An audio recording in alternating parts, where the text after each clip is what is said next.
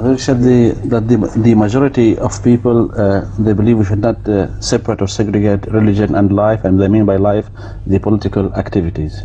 And what was the second bit again? And we say that we should not interfere with the politics as such, like the way they believe. No, this is not exactly what we say. I'll explain, although I have explained it many times before.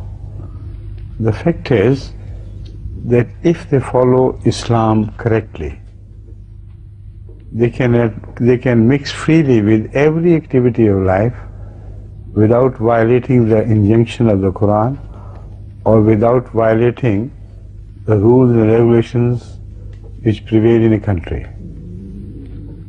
So that mixing is what is intended. For instance, they indulge in disruptions, in terrorism, in lies, in forging lies against others, despite calling themselves Muslims, and they think Islam has given them right to do this to the non-Muslim society, or even to the Muslim society if they consider that society to be non-Muslim.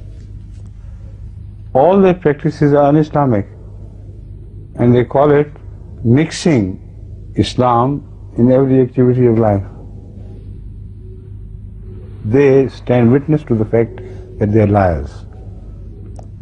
If they had followed the Quran, then their participation in the politics will be based on absolute justice, on honesty, on fair play. As the Holy Quran says, that whenever you vote, vote with honesty, not to a party, not to a religious person or irreligious person. Just vote for the sake of someone who can discharge his right of amana, his trust to the people. And there neither Islam is mentioned, nor Hinduism, nor any other ism. Every human being can practice this Islam. It's not essential that it has to be a Muslim who can practice Islam. So Islam is universal. It does not interfere with life. It improves the quality of life in every sphere of human activity.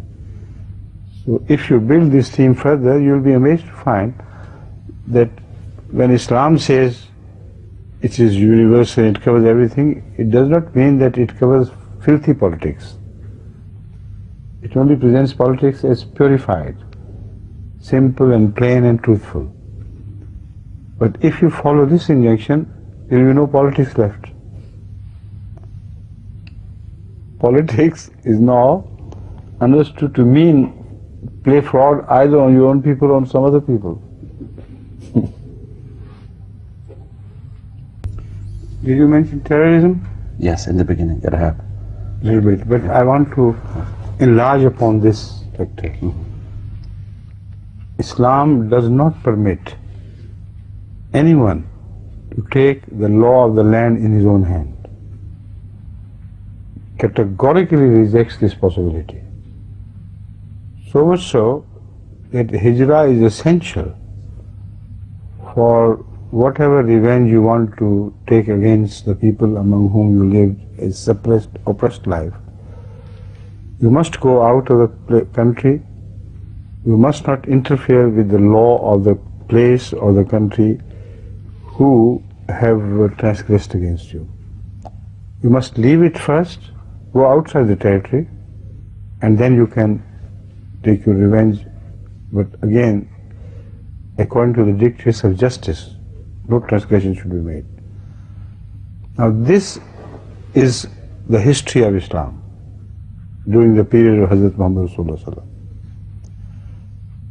Did he not understand what Islam meant when it is said that Islam covers every sphere of life? Islam does not give right to any individual or any group to violate the law of the land. They can live there according to the law or leave the country altogether. But these people are so stupid and so cruel in their behavior that to relate them to Islam or Islamic injunctions is the folly of the utmost folly.